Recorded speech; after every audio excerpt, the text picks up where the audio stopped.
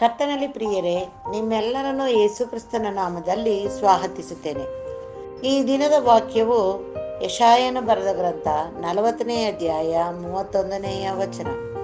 ಯೆಹೋವನನ್ನು ನಿರೀಕ್ಷಿಸುವವರು ಹೊಸ ಬಲವನ್ನು ಹೊಂದುವರು, ಹದ್ದುಗಳಂತೆ ರೆಕ್ಕೆಗಳನ್ನು ಚಾಚಿಕೊಂಡು ಓಡಿ ದಣಿಯರು, ನಡೆದು ಬಳಲರು.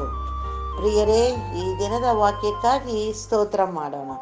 ಕರ್ತನನ್ನು ನಿರೀಕ್ಷಿಸುವವರಿಗೆ ಆತನು ಹೊಸ ಬಲವನ್ನು ನೀಡುತ್ತಾನೆ ಮತ್ತು ಹದ್ದುಗಳಂತೆ ರೆಕ್ಕೆಗಳನ್ನು ಚಾಚಿಕೊಂಡು ಓಡಿಯೂ ದಣಿಯರು, ನಡೆದರೂ ಬಳಲರು ಎಂದು ಹೇಳುತ್ತಾನೆ. ಪ್ರಿಯರೇ, ನಾವು ಯಾವಾಗಲೂ ಆತನ ಮೇಲೆ ನಂಬಿಕೆ ಇಟ್ಟು ನಮ್ಮನ್ನು ಆತನಿಗೆ ಒಪ್ಪಿಸಬೇಕು. ಆತನಲ್ಲಿ ಪ್ರಾರ್ಥಿಸುವಾಗ, ಅಪ್ಪ, ನನ್ನ ಬಲಹೀನತೆಯಲ್ಲಿ ನಿನ್ನ ಬಲವೇ ಸಾಕು ಎಂದು ಪ್ರಾರ್ಥಿಸಿ ಆತನ ಬಲವನ್ನು ಹೊಂದಬೇಕು. ಆತನ ಬಲವನ್ನು ಹೊಂದಿದ ನಾವು ಲೋಕದಲ್ಲಿರುವಾಗ ಏನೇ ಕಷ್ಟಗಳು ಬಂದರೂ ದಣಿದು ಹೋಗುವುದಿಲ್ಲ. ನಾವು ಹದ್ದುಗಳನ್ನು ನೋಡಿದ್ದೇವೆ.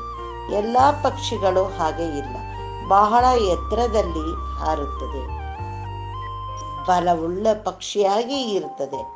ಆತನು ನಮಗೆ ಹೊಸ ಬಲವನ್ನು ಕೊಟ್ಟು ಹದ್ದುಗಳಂತೆ ರೆಕ್ಕೆಗಳನ್ನು ಚಾಚಿಕೊಂಡು ಓಡಿದರೂ ನಾವು ದಣಿಯುವುದಿಲ್ಲ ಮತ್ತು ನಡೆದರೂ ಬಳಲುವುದಿಲ್ಲ ಎಂದು ನಮ್ಮನ್ನು ವಿಶೇಷವಾದ ರೀತಿಯಲ್ಲಿ ಆಶೀರ್ವದಿಸಿ ನಡೆಸುತ್ತಾನೆ.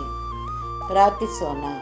ನಮ್ಮನ್ನು ಬಾಳವಾಗಿ ಪ್ರೀತಿಸುವ ನಮ್ಮ ತಂದೆಯಾದ ದೇವರೇ, ರಕ್ಷಕಾಯ ಬೆಳಗಿನ ಸಮಯಕ್ಕಾಗಿ ನಿನಗೆ ಸ್ತೋತ್ರ ಸ್ವಾಮಿ. ಕೊಟ್ಟಂಥ ಈ ಹೊಸ ದಿನಕ್ಕಾಗಿ ನಿನಗೆ ಸ್ತೋತ್ರ ಕರ್ತನೆ. ನಮ್ಮನ್ನು ಆಶೀರ್ವದಿಸಿ ನಮ್ಮ ಆಯುಷ್ಯನ ಒಂದು ದಿನವನ್ನು ಹೆಚ್ಚು ಮಾಡಿ ಕೊಟ್ಟಿದ್ದಕ್ಕಾಗಿ ಸ್ತೋತ್ರ ಅಪ್ಪ. ಈ ದಿನದಲ್ಲೂ ಕೂಡ ನಾವು ನಿನ್ನ ವಾಕ್ಯದ ಪ್ರಕಾರವಾಗಿ ನಡೆದುಕೊಳ್ಳಲು ನಿನ್ನ ಬಲವನ್ನು ಹೊಂದಿದವರಾಗಿ ಲೋಕದಲ್ಲಿ ಬೆಳಕಾಗಿ ಜೀವಿಸಲು ಬೇಕಾಗಿರುವಂಥ ಎಲ್ಲ ನಿನ್ನ ಕೃಪೆಯನ್ನು ಕೊಟ್ಟು ನೀನು ನಡೆಸಬೇಕೆಂಬುದಾಗಿ ನಿನ್ನಲ್ಲಿ ಬೇಡುತ್ತೇನೆ ಕರ್ತನೆ. ನೀನು ನಮಗೆ ಹಿಂಬಲ ಮುಂಬಲವಾಗಿದ್ದು ನಮ್ಮನ್ನು ನಡೆಸು ತಂದೆಯೇ.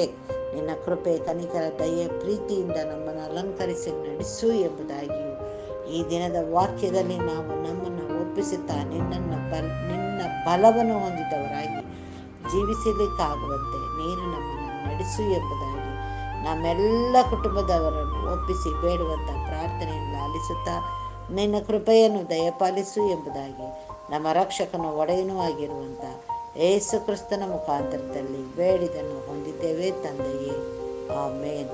ದೇವರು ಈ ವಾಕ್ಯವನ್ನು ಮತ್ತು ನಮ್ಮೆಲ್ಲರನ್ನು ಆಶೀರ್ವದಿಸಲಿ.